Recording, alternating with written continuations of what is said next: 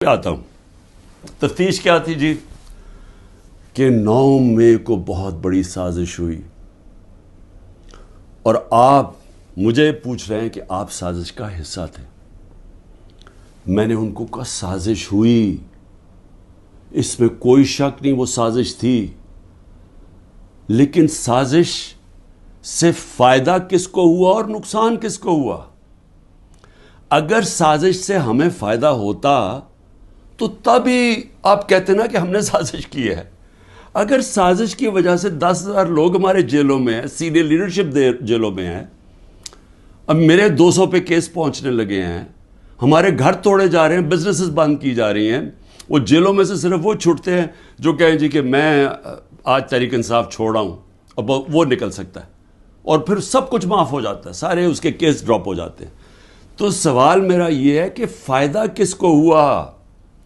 فائدہ ہوا یہ جو سارے منی لانڈررز، یہ 30 سال سے جو ملک کو لوٹ رہے ہیں، جن کے پیسے باہر پڑے ہیں، جو کہ اربوں خربوں پتی بن گئے جبکہ ملک مقروض ہو گیا ہے، یہ سارے جو آج اوپر بیٹھے ہوئے ہیں ان کو فائدہ ہوا ہے. اور ان کو فائدہ کس نے کروایا؟ ملک کی اسٹیبلشمنٹ نے. اور انہوں نے کامیابی سے اسٹیبلشمنٹ کو استعمال کیا اور انہوں نے اس اسٹیبلشمنٹ کو ان کے ساتھ مل کے سازش کی. یہ سازش کبھی نہ ہوتی جب یہ دونوں مل کے نہ کرتے. اور بہت بڑی سازش ہمارے سے نہیں ہوئی، پاکستان سے ہوئی ہے.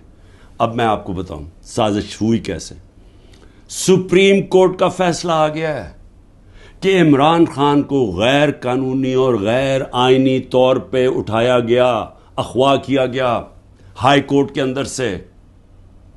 یہ میں نے سازش کر کے اٹھایا تھا اپنے آپ کو.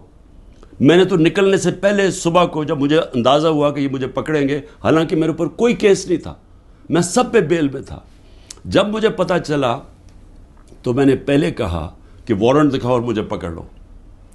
تو کیا ضرورت پڑی تھی کہ ڈنڈے مار کے، چیزیں توڑ کے، شیشے توڑ کے وہ بیچارہ رجسٹری آفس کے